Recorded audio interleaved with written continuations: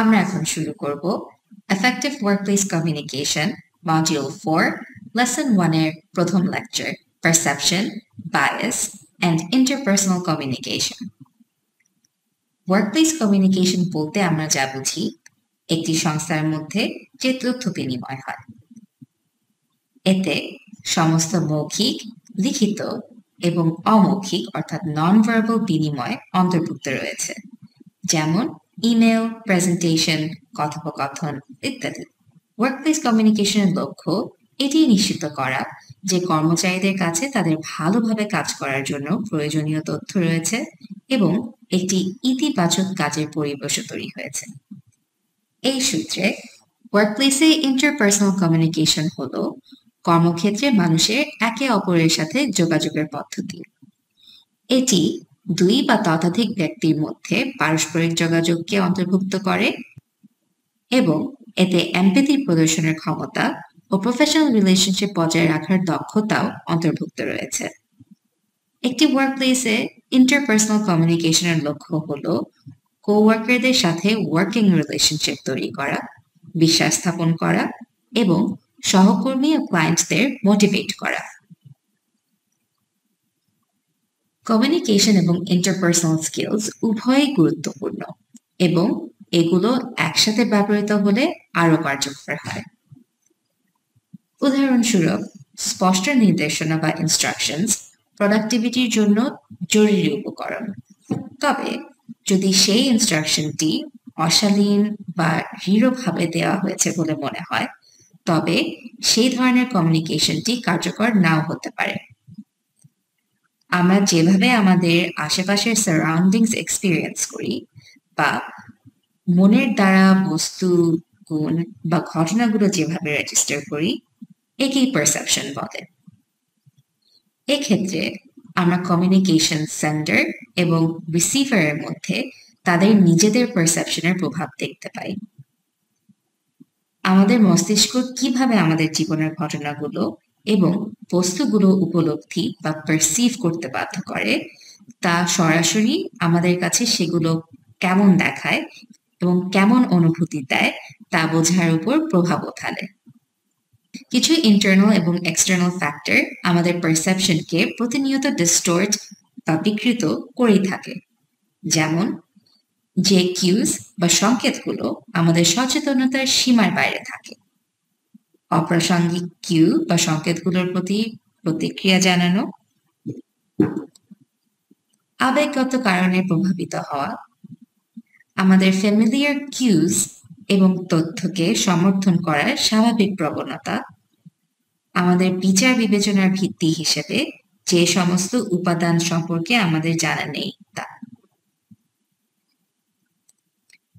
কর্মস্থলে অন্যদের সম্পর্কে আমাদের ভাবনা কিভাবে প্রভাব ফেলে? ওয়ার্কপ্লেসে আমরা সবাই আমাদের আশেপাশের মানুষদের বিভিন্নভাবে বুঝি। আমাদের মতামত গড়ে ওঠে আমাদের পূর্ব অভিজ্ঞতা অর্থাৎ পাস্ট এক্সপিরিয়েন্স, সংস্কৃতি আর ব্যক্তিগত বিশ্বাস পার্সোনাল বিলিফস থেকে। এগুলোকেই বলে বায়াস বা পক্ষপাত দুষ্ট ভাবনা। অনেক সময় আমরা শুধু সেই জিনিসগুলোই দেখি যেগুলো আমাদের আগের বায়াস বা বিশ্বাসের সাথে মিলে। এটাকে বলে সিলেক্টিভ অ্যাটেনশন। এই সিলেক্টিভ দৃষ্টির প্রভাবে আমরা অন্যদেরকে আনফেয়ারলি, অন্যায্যভাবে বিচার করে ফেলতে পারি, যা কিনা আমাদের তৈরি করা স্টেরিওটাইপ অর্থাৎ কোনো ব্যক্তি বা গোষ্ঠী সম্পর্কে আগের করা বদ্ধমূল ধারণাকে আরো শক্তিশালী করে তোলে। এর ফলে হায়ারিং, টিমওয়ার্ক বা কমিউনিকেশনে সমস্যা হতে পারে। এতে কর্মস্থল আনফেয়ার বা আনওয়েলকামিং, অমায়িক মনে হতে পারে। তথাপি আমাদের নিজেদের বায়াস বুঝে সেগুলোর মোকাবেলা করা কর্মক্ষেত্রে সুষম এবং সর্বব্যাপী ধারণা নিশ্চিত করার জন্য অপরিহার্য। এই সেশন শেষ করার আগে তাহলে দেখে নেই একটি ওয়ার্কপ্লেসে কিভাবে বায়াস এবং স্টেরিওটাইপ সেই কর্মক্ষেত্রের ডাইনামিক প্রভাবিত করে। বায়াস ইন ইনিশিয়াল ইমপ্রেশনস, প্রাথমিক ধারণার পক্ষপাত। স্টেরিওটাইপগুলো মানসিক শর্টকাট হিসাবে কাজ করে, যা মানুষকে দ্রুত বিচার করতে সহায়তা করে। উদাহরণস্বরূপ, কেউ মনে করতে পারে যে একজন ইয়াং এমপ্লয়ি অর্থাৎ তরুণ কর্মচারী অভিজ্ঞতার অভাব রয়েছে, বা একজন বয়স্ক কর্মচারী পরিবর্তনের বিরোধিতা করবেই। ইম্প্যাক্ট অন কমিউনিকেশন, যোগাযোগের উপরে প্রভাব। বক্তার সাথে সম্পর্কিত স্টেরিওটাইপগুলোর ভিত্তিতে তার বার্তাগুলো ভিন্নভাবে ব্যাখ্যা করা যেতে পারে। যেমন, কিছু গোষ্ঠীর কাছ থেকে অ্যাসার্টিভ বিহেভিয়ার যখন কেউ এক্সপিরিয়েন্স করে, তা অ্যাগ্রেসিভ বা আক্রমণাত্মক হিসাবে ধরে নিতে পারে। ডিসিশন মেকিং, নিয়োগ, প্রমোশন বা পারফরমেন্স ইভ্যালুয়েশনের ক্ষেত্রে ম্যানেজাররা ইতিবাচক স্টেরিওটাইপের সাথে মিলে যাওয়া প্রার্থীদের পছন্দ করতে পারে, যেমন মনে করা যে নারীরা আরো সহানুভূতিশীল লিডার্স ন্যাচারালি হয়ে থাকেন, অথবা নেতিবাচক স্টেরিওটাইপের সাথে মিলে যাওয়া প্রার্থীদের শাস্তি দিতে পারেন, যেমন মনে করা যে ইন্ট্রোভার্টরা নেতৃত্বের দক্ষতার অভাব রাখে। প্রফেশনাল রিলেশনশিপস, টিম ডাইনামিক্সের ক্ষেত্রে স্টেরিওটাইপগুলো বিভাজন এবং চক্রের দিকে নিয়ে যেতে পারে, যা অন্তর্ভুক্তি এবং দলের মনোবলকে প্রভাবিত করে। কনফ্লিক্ট, স্টেরিওটাইপগুলোর উপর ভিত্তি করে ভুল ব্যাখ্যাগুলো ভুল বোঝাবুঝিকে দ্বন্দ্বে পরিণত করতে পারে।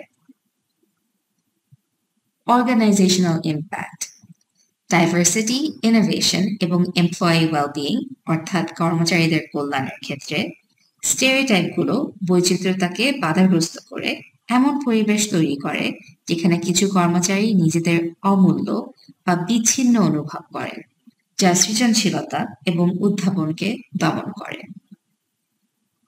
স্টেরিওটাইপ, বায়াস এবং পারসেপশনের মধ্যে সম্পর্ককে স্বীকৃতি দিয়ে একটি ওয়ার্কপ্লেস সক্রিয়ভাবে এমন পরিবেশ তৈরি করার দিকে কাজ করতে পারে যা এমপ্লয়িজদের তাদের অনন্য স্কিলস এবং অবদানের জন্য মূল্যায়ন করে এবং ন্যায্যতা ও পারস্পরিক সম্মানকে উৎসাহিত করে।